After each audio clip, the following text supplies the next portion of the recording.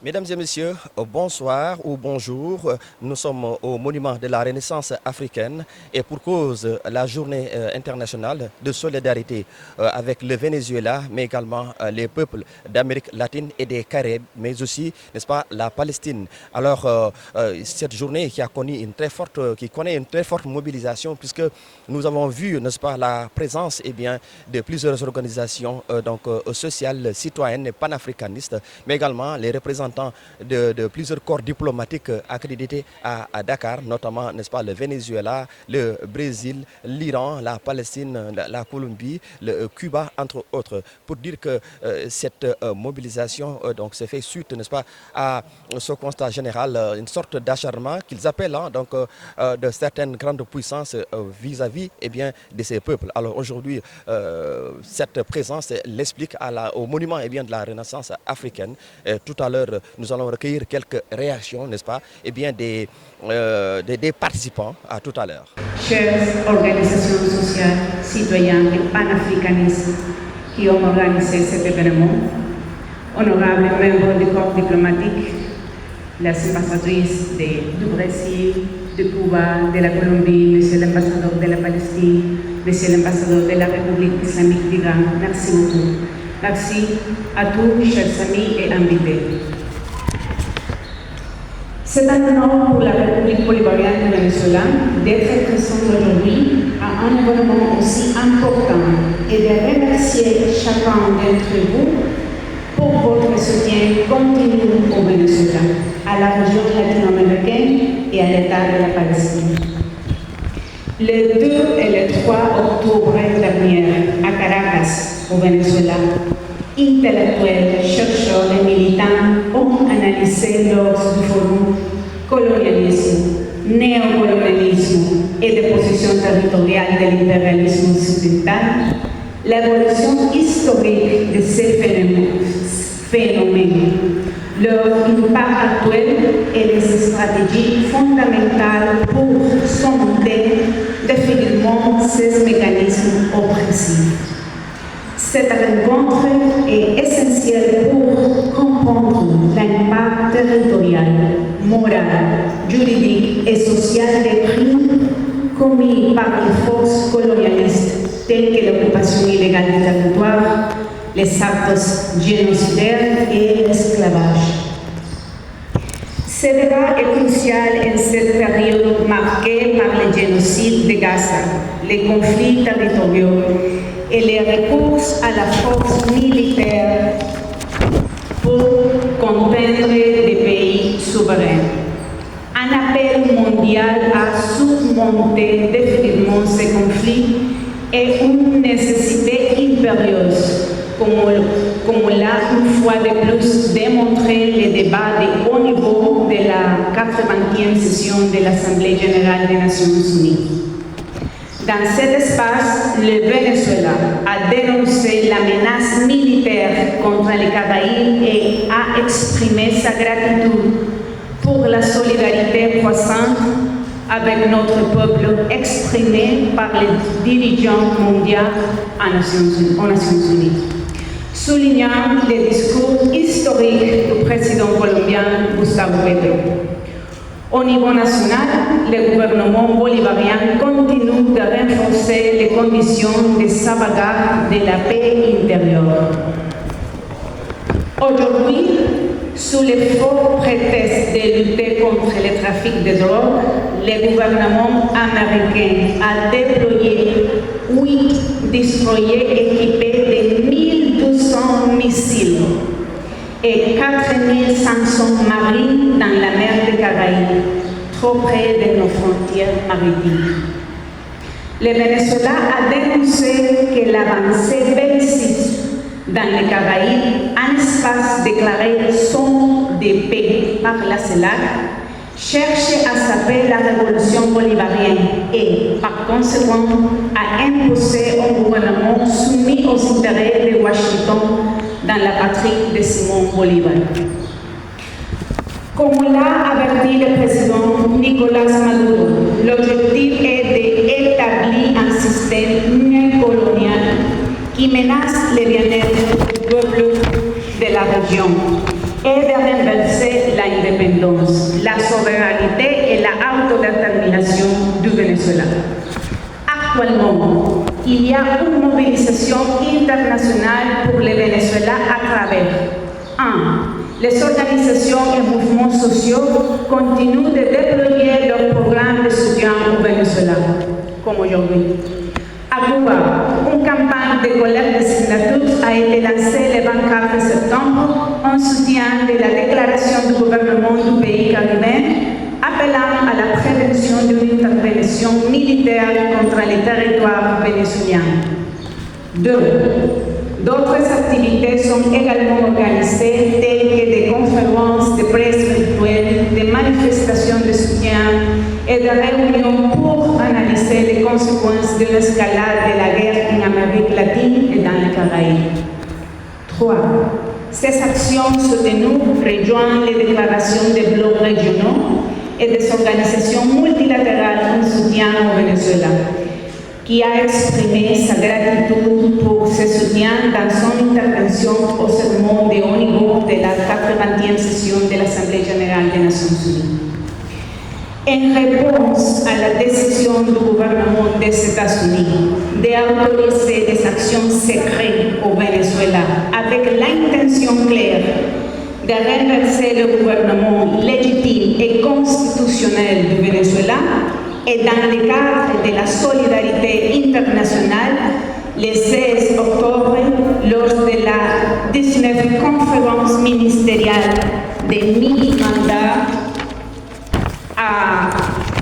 du mouvement non aligné tenu à Kampala, en Ouganda, les gouvernements de 121 nations du bloc ont exprimé leur solidarité avec le peuple et le gouvernement du Venezuela face à la menace d'invasion militaire des États-Unis, et le même jour, ALBA TCP a condamné les déclarations américaines sur les opérations secrètes au Venezuela. Pour finir, pendant tout ce temps, je me permets de vous assurer que le Venezuela ne représente une menace pour personne. Nous sommes un pays en parfaite paix sociale, sans conflit avec des tiers. Malgré l'agression unilatérale dont nous sommes victimes aujourd'hui, nous réaffirmons d'une part notre ferme engagement en faveur du dialogue et de la diplomatie, seul moyen de résoudre des différends et de préserver ainsi la paix. Et d'autre part, la ferme détermination du peuple vénézuélien à défendre, dans une parfaite unité civique et militaire, les biens les plus sacrés qu'il ait reconquis après 2 siècles, son indépendance nationale. Merci à tous pour votre amable attention.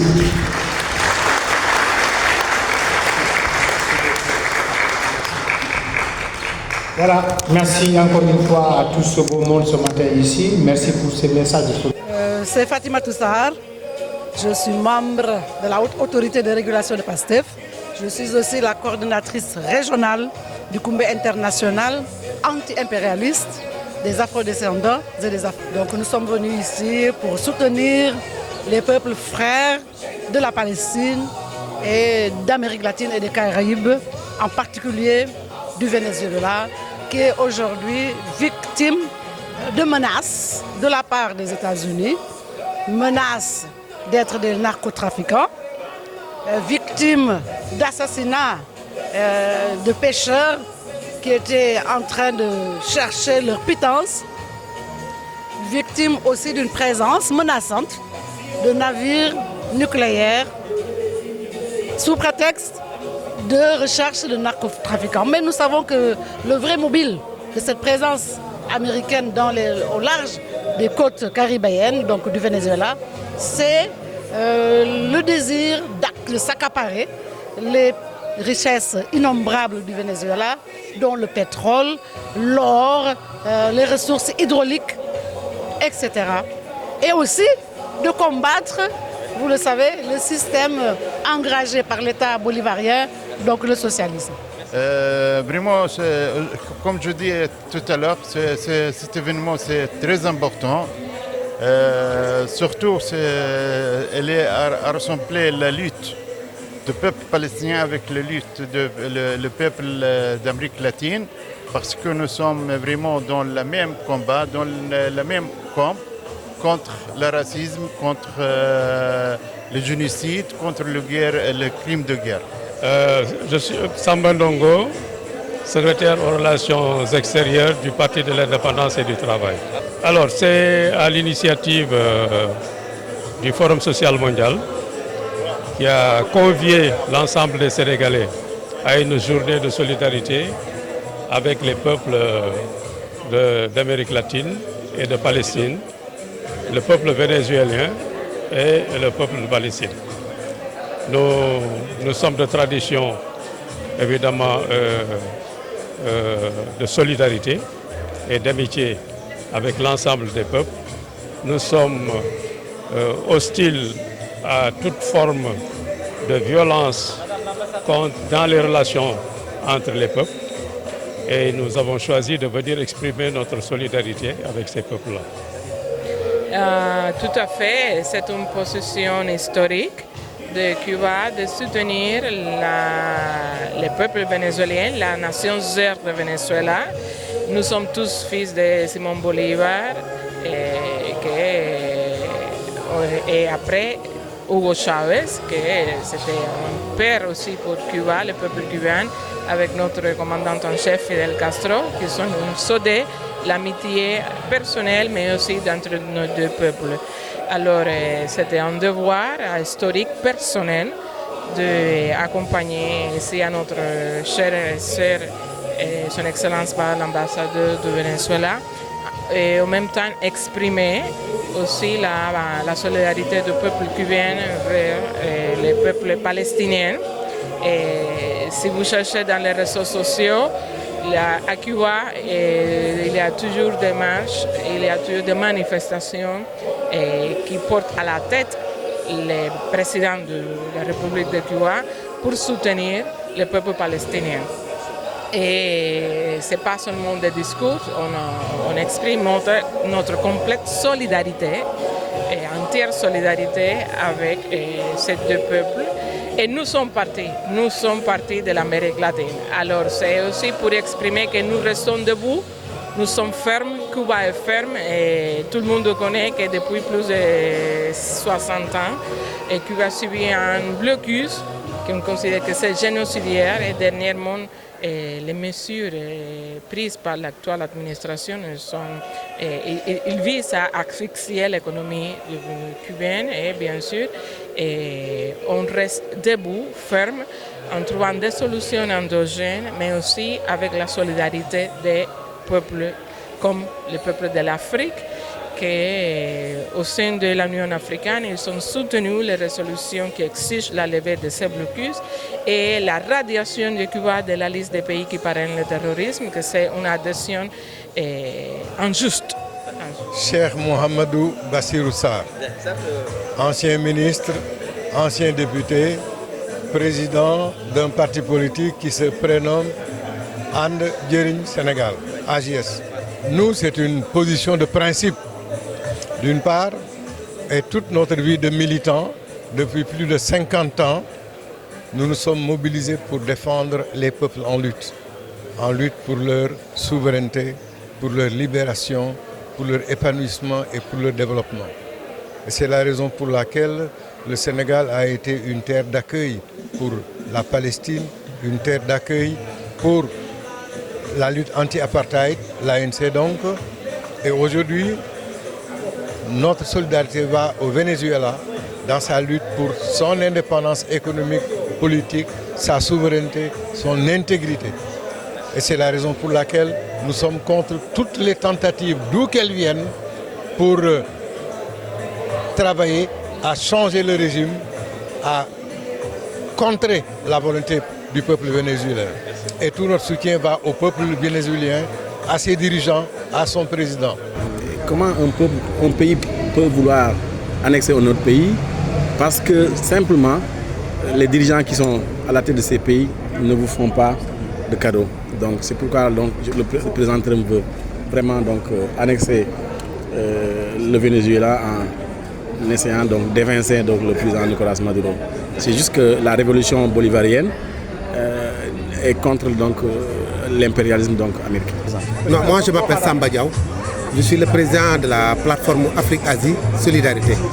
Oui, malheureusement, malheureusement, nous assistons à ce 21e siècle, sous nos yeux, une agression flagrante des États-Unis sur un autre pays souverain. Il s'agit des États-Unis, un pays dont l'hégémonisme aujourd'hui est décrié un peu partout à travers le monde.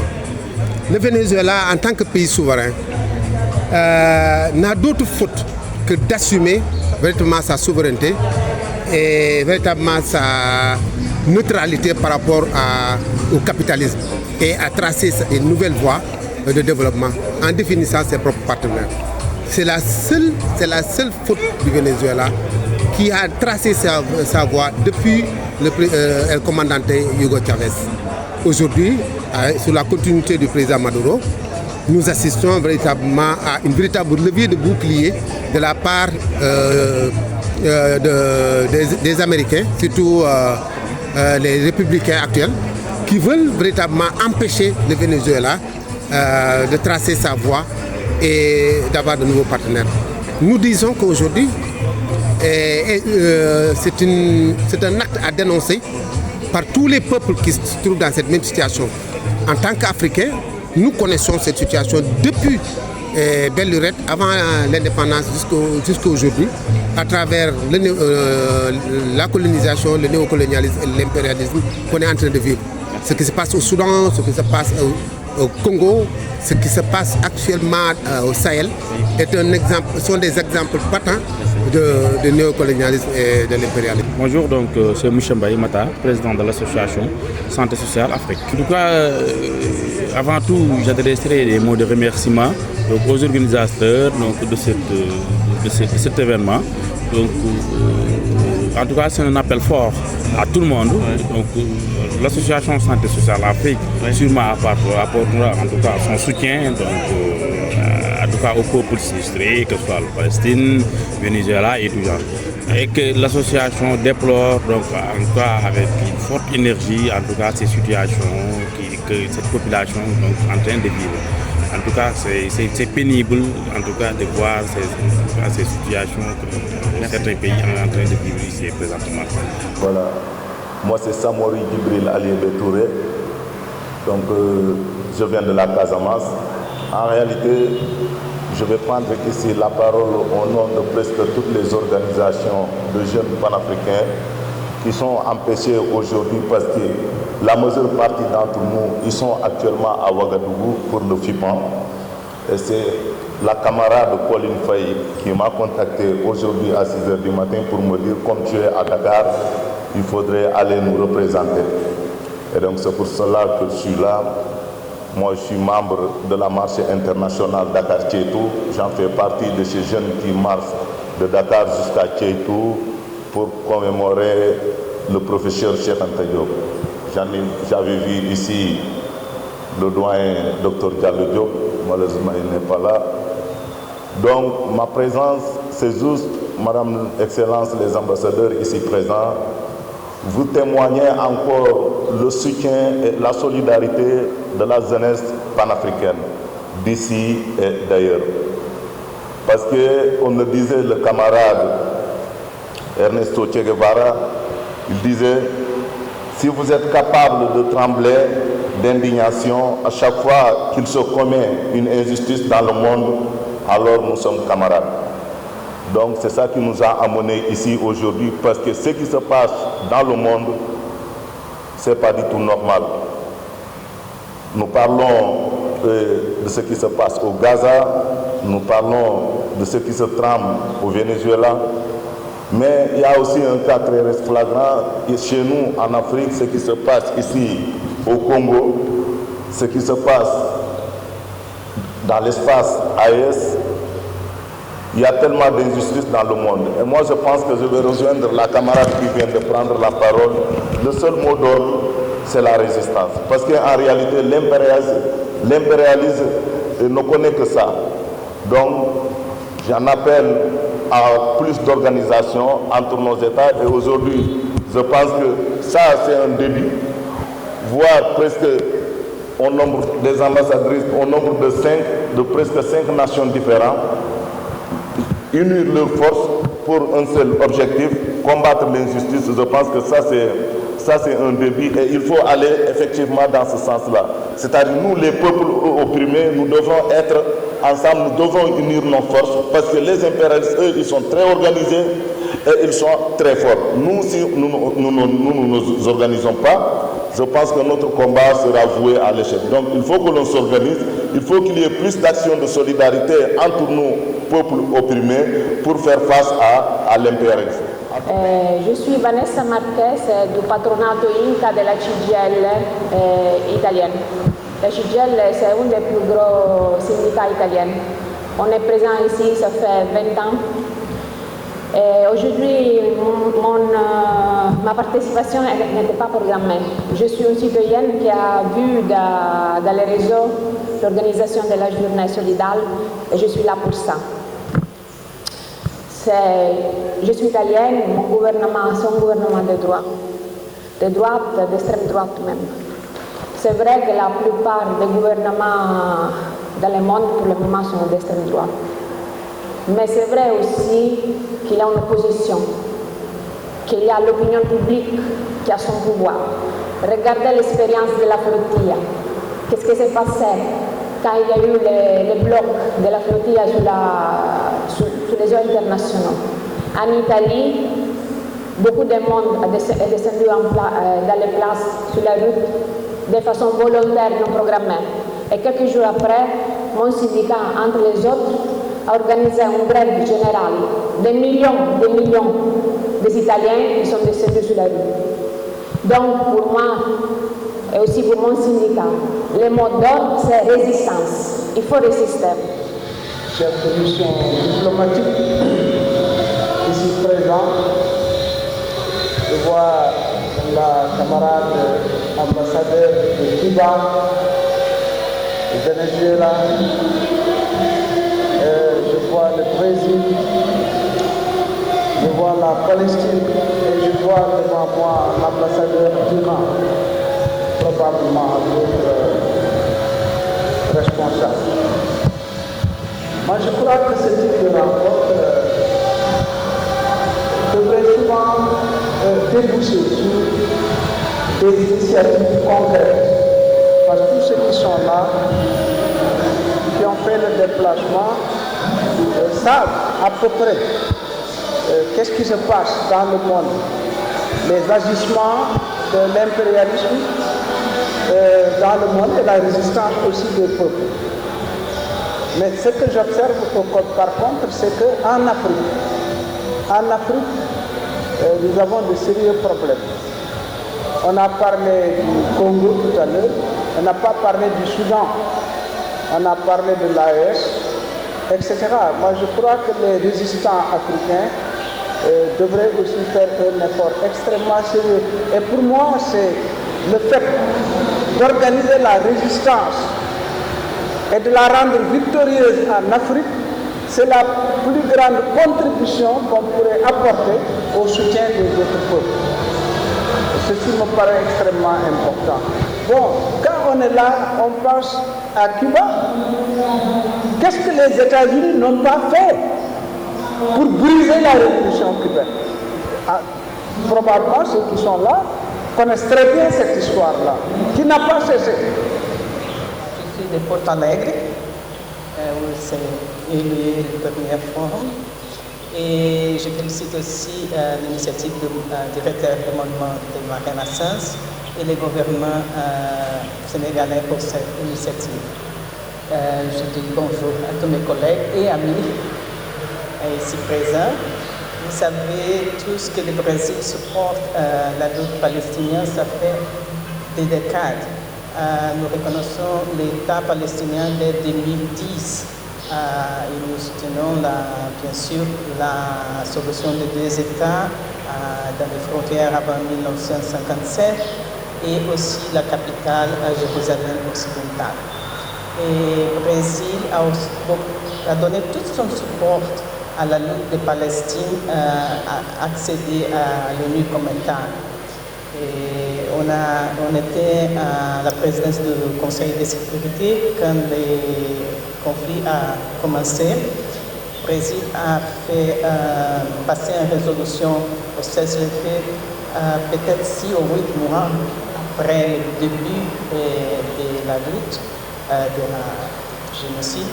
Vous pouvez imaginer combien de vies étaient sauvées si ça ne s'était pas reçu le veto d'un des pays du Conseil de sécurité. Alors, on continue à donner notre support à cette paix qu'on célèbre, bien sûr, mais qu'on sait fragile. Et ça dépend du support de tout le monde, de tous les pays du monde. Par rapport à Venezuela, des frères et voisins, avec qui nous aussi avons des 1000 kilomètres de frontières, on donne tout le support au pays parce que, comme disait Madame Claudia Mosquera, ambassadrice. Bonjour, Excellences, les ambassadeurs ici présents. Bon, en venant à cette cérémonie, je n'avais pas prévu de prendre la parole. Parce que je me suis dit que ma présence veut dire est l'expression de la solidarité envers les peuples en lutte. Mais comme Mignan m'a appelé, je ne veux pas arrêter cet honneur. Et ce qui m'a poussé surtout à prendre la parole, c'est parce que je connais un peu la République bolivarienne du Venezuela, où je suis allé à 3 reprises. Ce qui se passe entre les États-Unis, sous Trump et le Venezuela ne me surprend pas. Pourquoi? Parce que depuis que le président Chavez a enclenché la révolution bolivarienne, les gouvernements des États-Unis ont juré de liquider cette révolution. Donc c'est dans la logique des choses. Mais ce qui m'assure, c'est qu'en voyant la mobilisation du peuple vénézuélien, je me suis dit que les gouvernements des États-Unis rencontreront sur leur chemin une résistance farouche, la résistance farouche de ce peuple. Parce que c'est un peuple effectivement qui est préparé. Malgré les blocus, les sabotages, le peuple vietnamien, le peuple vénézuélien est victimariste. À cette résistance s'ajoutent aussi ces autres peuples d'Amérique latine, de l'Iran, de la Palestine. Et je pense que nous autres, nous avons tracé la voie pour la résistance. Et je pense que si ensemble nous emportons cette voie, nous arriverons tôt ou tard à vaincre les puissances qui ne veulent pas que les pays du Sud sortent de l'exploitation et de la domination. Voilà. Notre solidarité en tant que travailleurs, en tant que peuple, en tant que défenseur des droits des travailleurs et des travailleurs, exprimer notre solidarité à tous ces peuples qui sont opprimés par le sionisme. Nous voulions nous féliciter de cette cérémonie d'aujourd'hui qui permet au Sénégal et à tous les acteurs de la société civile en général de continuer à jouer ce rôle important que nous avons de lutter pour que ces peuples opprimés puissent retrouver leur dignité et retrouver leur liberté. Ce qui se passe à Gaza est inacceptable. il faut que ça cesse. Le simulacre de paix qui est décrété par Trump et Netanyahu semble être du trompe-l'œil. Nous voulons que la Palestine soit libre, nous voulons que toutes les frontières soient réouvertes. C'est ça la paix. Tant qu'il y aura un contrôle des passages, tant que les populations n'auront pas de quoi manger, il n'y a pas de paix en Palestine. Les menaces en Amérique latine contre le Venezuela et contre tous ces pays limitrophes est inacceptable. Nous en appelons à la communauté internationale, nous en appelons à tous les pays de s'organiser pour arrêter Trump et son équipe. Parce que tant que ces menaces continueront, je pense qu'aucun pays, en tout cas au monde, n'est à l'abri. Il pourra, à chaque fois que de besoin, envoyer ses troupes, dégommer les présidents et mettre qui il veut à cette place. Nous disons non et nous continuerons à travailler à côté de tous les combattants pour que les populations opprimées soient libérées. Donc nous exprimons encore une fois toute notre solidarité à tous ces peuples. Le peuple iranien également en fait partie, pour que le sionisme et son équipe puissent laisser en paix le monde. Et qui symbolise l'élan de solidarité et que nous voulons appeler donc déclaration de Dakar de ce 18 octobre 2025. C'est un draft que nous pourrons par la suite diffuser dans les différentes déclarations qui sont faites pour en faire un document qui rassemble tout ce qui a été dit, les discours de différentes organisations, du PIT, des autres, et qu'on pourra partager aussi dans les réseaux de toutes les organisations ici présentes et ailleurs.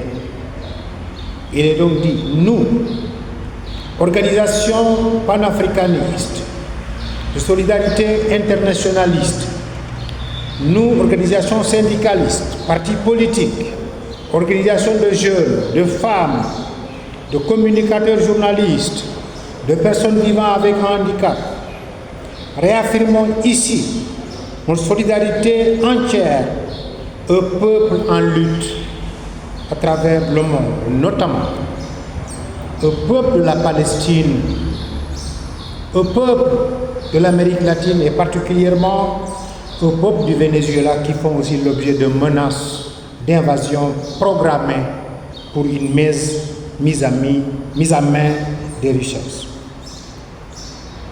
À tous les peuples victimes de génocide, d'injustice, de guerre qu'ils n'ont pas souhaité, nous réaffirmons ici notre soutien total et notre solidarité. Nous réaffirmons aussi notre soutien total au peuple du Sahel, au peuple du Soudan et à tous les peuples aujourd'hui menacés par des invasions et par des intentions de domination. Lançons un appel à tous les gouvernements, à tous les États, comme toujours, qui continuent à soutenir ces peuples-là en lutte. Le gouvernement du Sénégal, du Brésil, de Cuba, de la Colombie, de la Palestine, l'autorité, mais aussi de l'Iran, qui pour nous a un rôle très important à jouer dans ce qui doit être fait pour arrêter l'escalade, mais aussi pour un monde de justice et d'égalité où seule la paix, la démocratie et la paix prévalent. Fait à Dakar le 18 octobre 2025. D'abord, je voudrais dire merci beaucoup à tous les mouvements sociaux dans le monde, à tous les gouvernements dans le monde qui ont soutien le Venezuela Et bien sûr, Venezuela est un pays souverain, indépendant.